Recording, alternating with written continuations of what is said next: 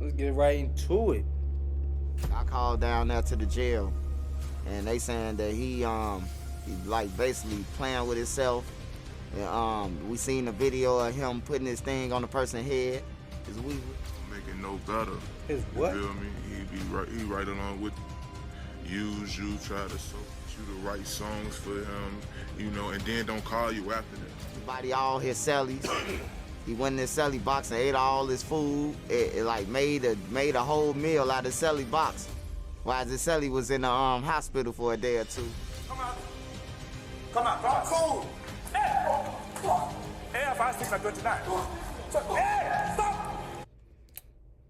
Left a mark as big as Young Chop. He was a trailblazer, a genius in his craft, and his influence can still be heard in countless hit records. But somewhere along the way, it all took a bizarre turn. It was like a complete 180. One minute, he was on top of the game. In the next, he was at the center of one controversy after another. Young Chop started beefing with nearly everyone he once worked with, including big artists in the industry. Crazy. Make it no better. You feel me? He right along with use you, try to soak you to write songs for him, you know, and then don't call you after that. Then things escalated, like him reportedly shooting at an Uber driver, and before long, he was in and out of trouble with the law.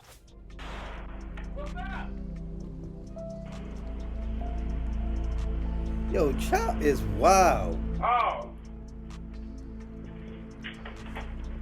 His downward spiral has now landed him in jail, and according to some sources, things have only gotten worse for him behind bars. Rumors swirling around suggest Young Chop might have lost his grip on reality. Reports have surfaced about his bizarre behavior in jail, from fighting every cellmate he's had to eating up all their food and even doing unspeakable things like putting his private parts on someone's head. It's clear something isn't right. People who knew him say he's not the same person they remember.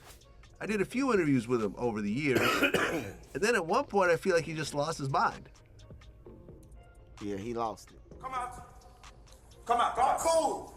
Hey, 5629. Hey. Been in that position. He just lost it, man. I think somebody slipped him a mitt. Yeah.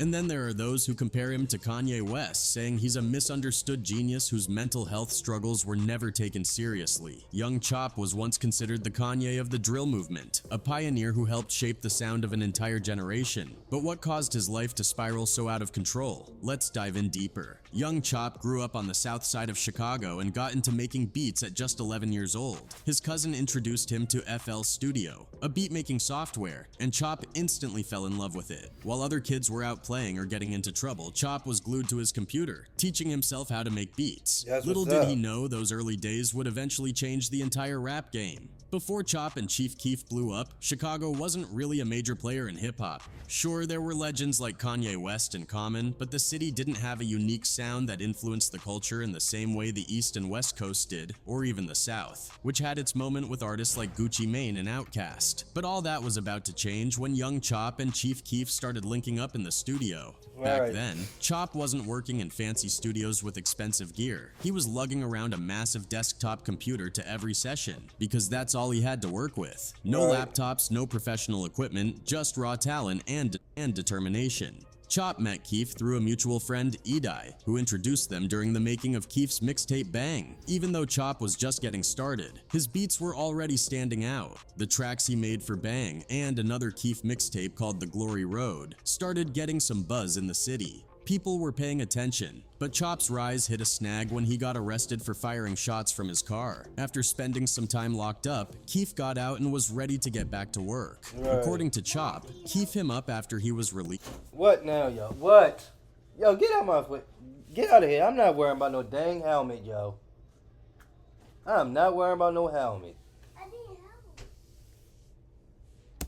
Was Chief Keef. Keef reached out to him on Facebook and told him to bring his computer over so they could link up. Chop, who was still in school at the time, wasted no time. After classes that same day, he grabbed his computer and headed straight to Keef's place. He got released from jail.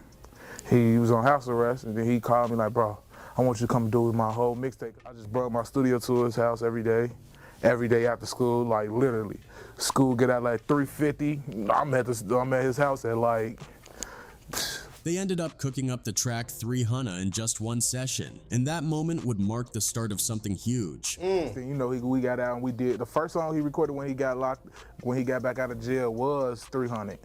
And then next thing you know, we dropped the snippet, and it just went crazy. Chief Keef already had a little momentum in Chicago, but 300 was the track that made people really take notice. Yo, the song when captured Keef the was gritty dropping energy of snippets, when Keef was dropping snippets, oh my God. Chicago South Side, with Keef's raw delivery and Chop's dark, hard-hitting production. The music video was simple, just Keef and his crew rapping in their neighborhood. But that rawness is exactly what made it resonate. There was nothing polished or commercial about it. It felt real, and that's what drew people in. Bang, bang. I'm 300, bang.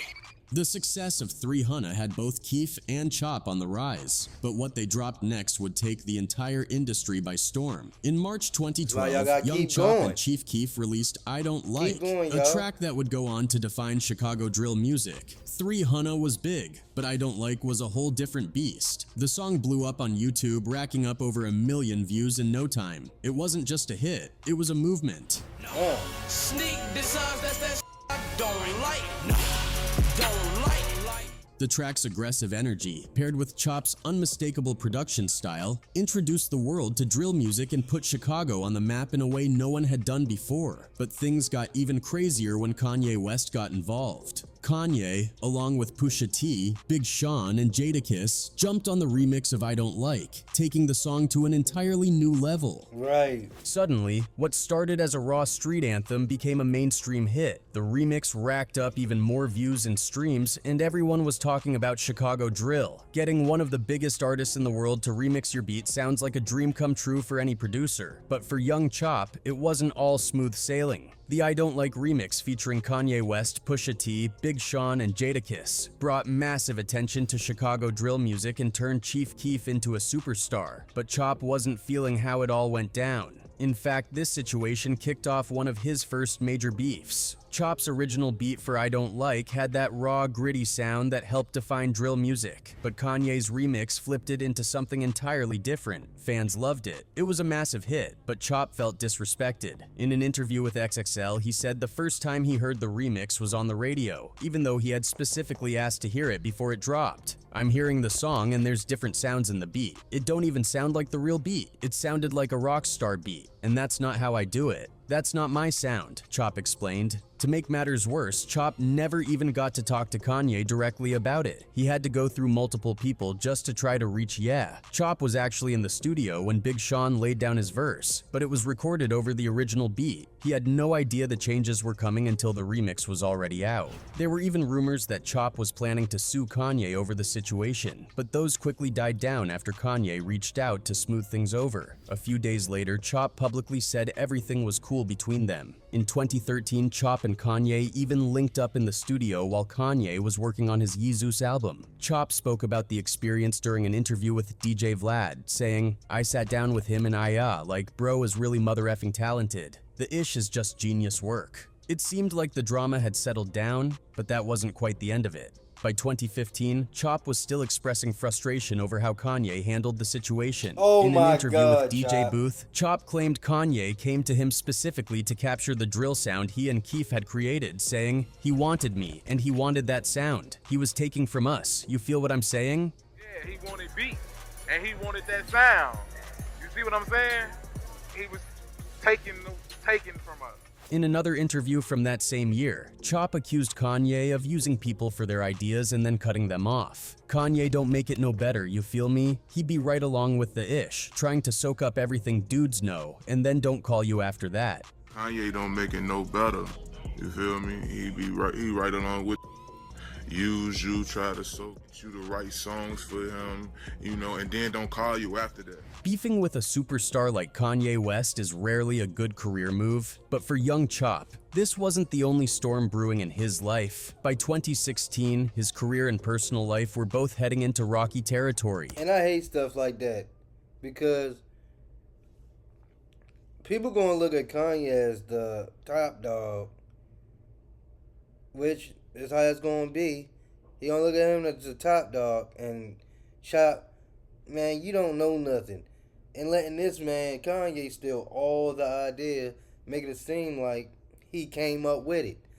That is That year bogus. marked a tragic turning point when I'm Chop saying, lost it two of the is. most important people in his life, his mother and grandmother. Chop was incredibly close to both of them, and their deaths hit him hard. His mom wasn't just his biggest supporter, she was also a constant presence in his life. Despite his success in the rap game, Chop never got his driver's license, so his mom often drove him around. Whether it was interviews, studio sessions, or road trips, they were always together. In At least he was 2015, Chop's grandmother passed away, and just a year later, his mother followed. Losing them back-to-back was devastating, and some believe this is where Chop's downward spiral really began. Oh, yeah. Even though 2016 was filled with personal tragedy, it wasn't all bad. Oh, After yeah. a few years of tension, Chop and Chief Keef squashed their beef and started making music together again. For a while, it seemed like Chop might be on the road to getting his career back on track. Reuniting with Keef was a major step in the right direction. But just as things started looking up, Chop found himself in a far more serious situation, one that nearly cost him his life. During an Instagram live chat with Gilly Da Kid, young Chop shared a wild story about a studio session he once had with Meek Mill and 21 Savage. According to Chop, he showed up to the studio packing heat. Literally, he claimed that as soon as Meek and 21 Savage realized what was going on, they dipped out of there fast. I got 1, 2, 3, 4, 5, 6, 7, 8. 21 Savage came at you. I ain't saying his name, you said it. Man, Savage ain't come at you, man. Man, ain't living like that. I'm telling you. I was in the studio with him and Meek. Ain't living like that. I had that you dig on me. Left the studio. Swear to God. But that wasn't the end of the drama with Meek. After the studio incident, Chop said he tried to get Meek to collaborate with Polo G, but Meek never responded. For Chop, this wasn't just a brush off, it was a sign of Meek's fakeness. During the same Instagram live with Gilly, Gilly tried to defend Meek, saying maybe it wasn't that deep. But Chop wasn't having it. He doubled down on his criticism, calling Meek fake and even dragging other big names into it. French Montana, Lil Wayne, and Cassidy all got called out by Chop as being fake gangsters too. It didn't take long for Meek Mill to respond. He hit back on Twitter, but instead of firing shots at Chop, Meek expressed concern for his mental health. Meek wrote, "It's obvious Chop having some mental issues. Y'all be gassing stuff so much y'all just ignore it. I've been getting beats from him for years. Hope he gets well." French Montana also chimed in, echoing Meek's sentiments, but in a harsher tone. French tweeted, "It's sad to see this. Young Chop need to be in a mental institution. It's only a matter of time till somebody take his life. Then all you gonna see is RIP. If somebody care about that man, go grab him and take him somewhere." 21 Savage also threw his 2 cents in, posting an Instagram story about the situation. He wrote, "Make sure y'all go get his tape when it drops because he needs the clout, and pray for him because he done lost his mind." Like Meek and French, 21 seemed more baffled by Chop's antics than angry about them. But Chop wasn't going to let that slide. He jumped on his own Instagram live to clap back at 21, saying they could fight anytime since they lived in the same area. And 21, we live in the same area. Telling people that we live in the same, we go to the same Walmart. What's up?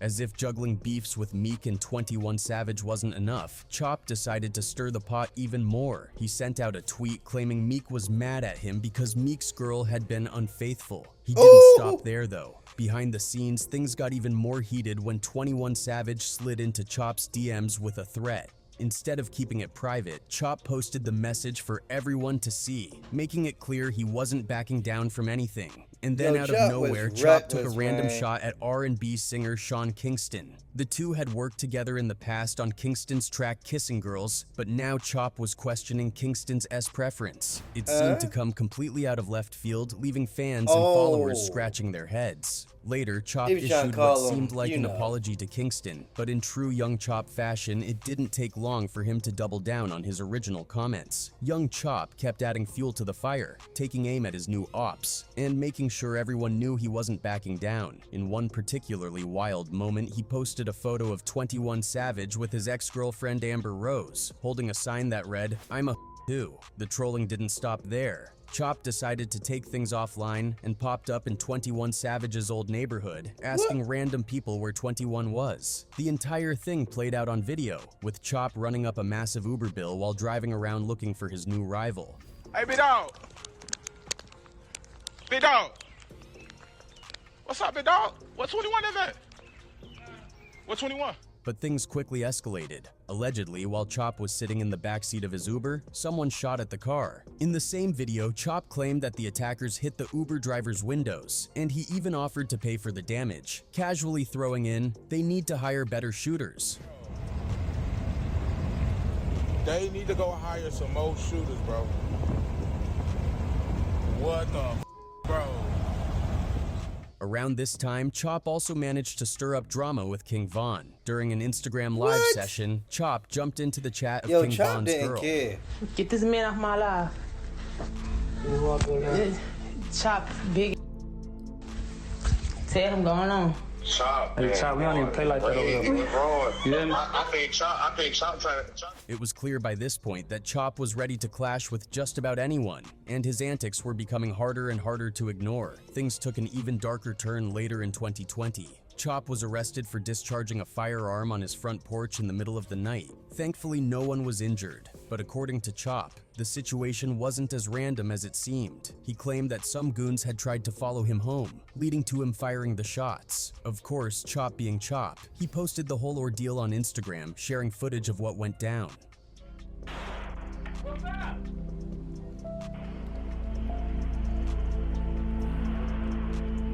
Oh.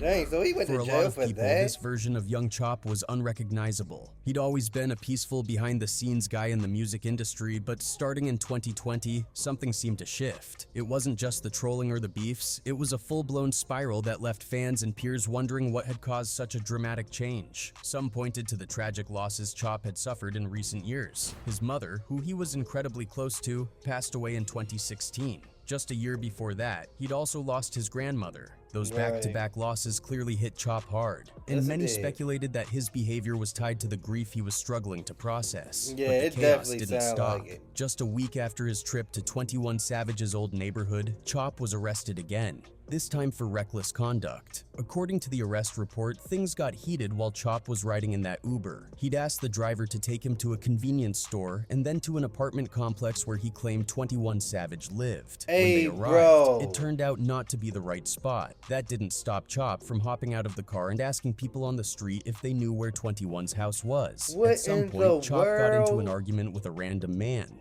and things escalated quickly. Chop allegedly pulled out a semi-automatic handgun, causing a scene before getting back into the Uber. As they were leaving, a sedan pulled up and shots were fired at the Uber, hitting several parts of the car. Chop then told the driver to chase the sedan, but they couldn't catch up. After all the chaos, Chop simply asked the driver to take him home. He even offered to pay for the damages to the car, but asked the driver not to report anything to the police. By 2022, Chop's life took yet another tragic turn. Reports surfaced that his brother had been involved in a violent... Hey, bro. Hey, bro, this couldn't have been no dang Uber, yo. This couldn't have been no Uber, bro.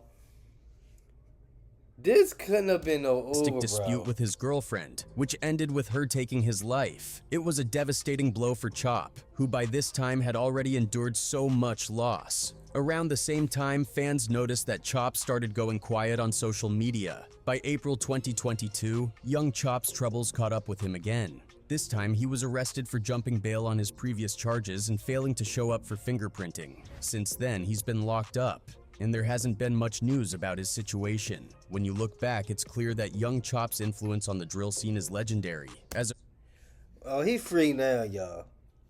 Anybody watching this video, he free now. Dang. Bro, he told the Uber driver, that couldn't have been no Uber, man. If that really was an Uber, man, please let me know in the comments. Let me know if that was, he really did that in an Uber. Bro, you really think I'ma chase after a car after you just got in a shootout? I'ma chase after the car. I just got my dang car hit up over you. Nah. Come on, man.